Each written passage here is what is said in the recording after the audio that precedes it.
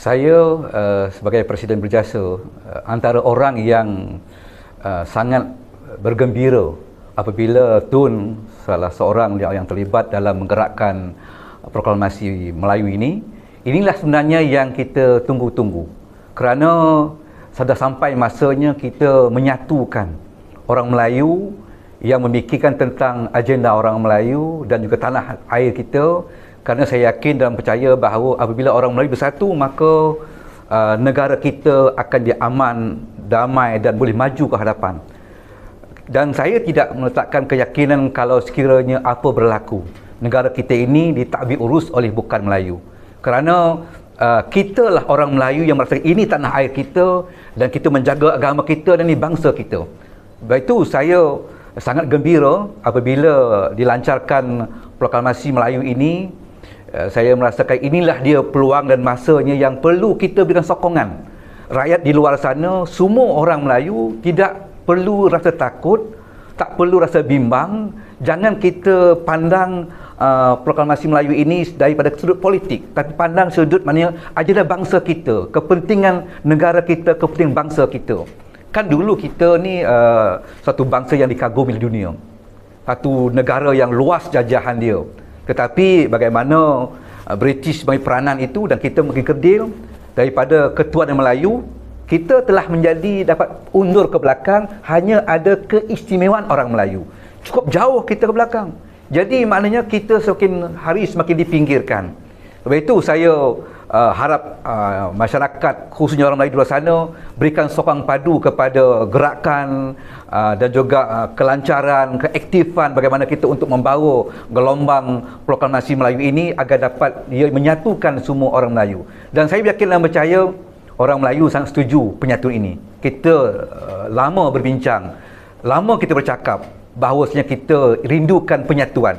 Sekarang kita telah pun ada satu gerakan untuk menyatukan orang Melayu. Apa kita tunggu lagi? Inilah masanya. Walaupun digambarkan kita ini bertentangan dengan perlembagaan, tidak ada bertentangan perlembagaan.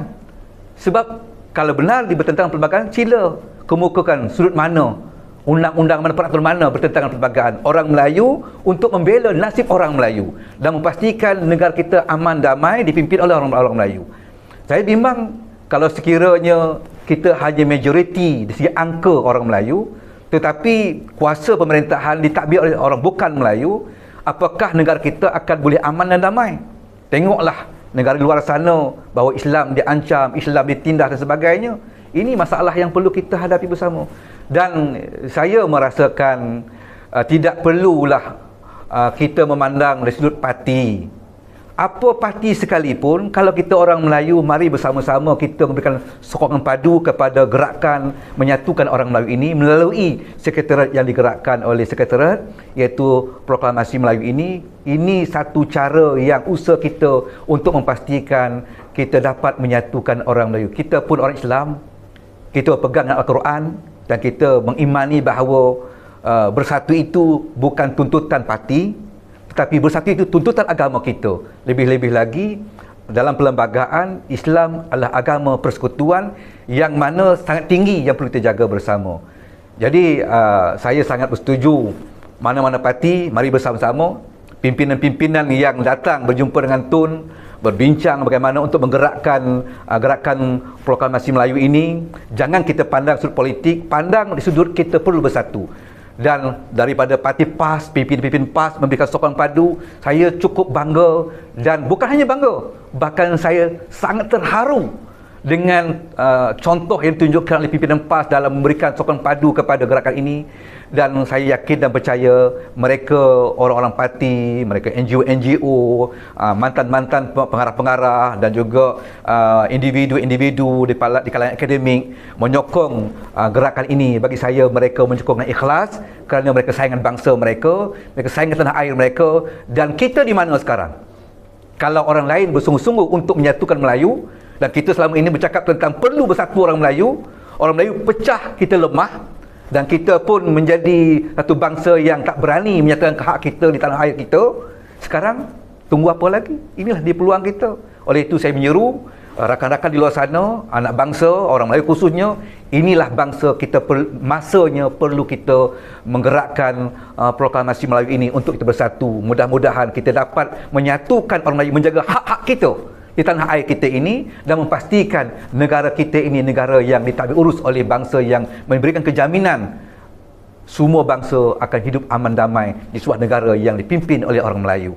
Ini dia yang saya idam-idamkan, dan insya-Allah dalam berjasa juga meletakkan bahawasanya 2040, saya sebutkan sebelum ini dalam satu himpunan nasional berjasa mengatakan bahawasanya kita ingin mewujudkan satu kuasa politik orang Melayu yang bebas daripada kongkongan kuasa luar.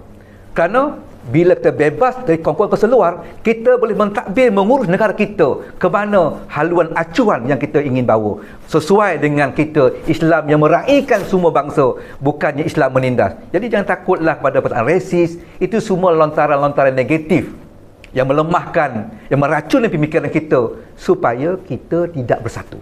Inilah dia racun yang cukup bahaya. Kita dituduh resis, kita dituduh sebagai melanggar perlembagaan. Jangan takut. Kita buat perkara ini adalah untuk menyatukan orang Melayu, dan inilah yang dicakapkan bertahun-tahun lamanya oleh pemimpin yang ikhlas, Tuan Mahathir Mahathir, tentang kekuatan orang Melayu. Sekarang bersama-sama kita dengan gerakan ini untuk memastikan bahawa kita satu masa kita dapat mewujudkan satu kuasa Melayu yang bebas daripada kongkongan kuasa luar, dan kita bebas mentadbir negara kita sendiri.